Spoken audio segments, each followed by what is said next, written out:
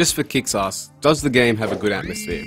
So far we've made our way through the first hour to 2 hours of each campaign, and they all have a very different feeling.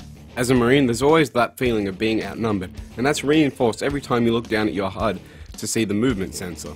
In true alien fashion, the xenomorphs use the air ducts and wall cavities to sneak up, so you usually won't see them until they're right on top of you. On the alien side of things, you crawl through air ducts and pop out, surprising your enemies really fast. Here, speed is your ally, because the xenomorphs are the weakest species in the game. Thankfully, they've got powerful melee attacks and the ability to use darkness to their advantage.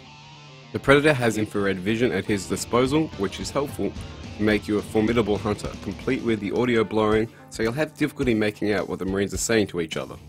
Ray Nimrod wants to know, do you get to pick which species campaign you play for in the offset, or do you have to complete the campaigns in a set order? Good question, Ray Nimrod. Yes, all 3 campaigns are available from the get-go under the single player menu. Spartan JN wants to know, do they put the same amount of effort into each campaign?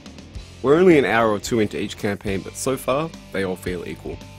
The story takes place from 3 perspectives, as the Weyland-Yutani Corporation is trying to access a pyramid that is made out to hold something of interest to the company. Each story unfolds slightly differently, but they all intertwine quite well. In one level, you'll have to realign an antenna dish as a Marine to restore communication, and as you're doing it, you'll notice some green Predator blood on the floor. Keep in mind though, at this point you haven't faced off against the Predator yet. Now if you skip to the Predator campaign, you actually get to visit that same location and battle there, which explains why the Marine sees the green blood on the floor. As far as learning curves go, the Marines are by far the easiest race to pick up and play, and are the only species that don't have a comprehensive tutorial at the beginning of the game. But tutorials aside, they all feel fine and are on par with each other. Natural Joe asks, are you able to play the multiplayer? If so, how is the balance between each species?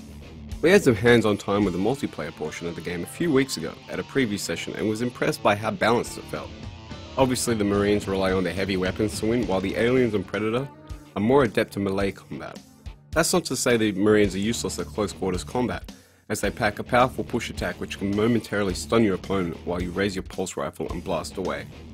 We actually found that the Xenomorphs were the most satisfying class to play because it's a lot of fun running up walls and sneaking up behind a Marine or a Predator and clawing them to death.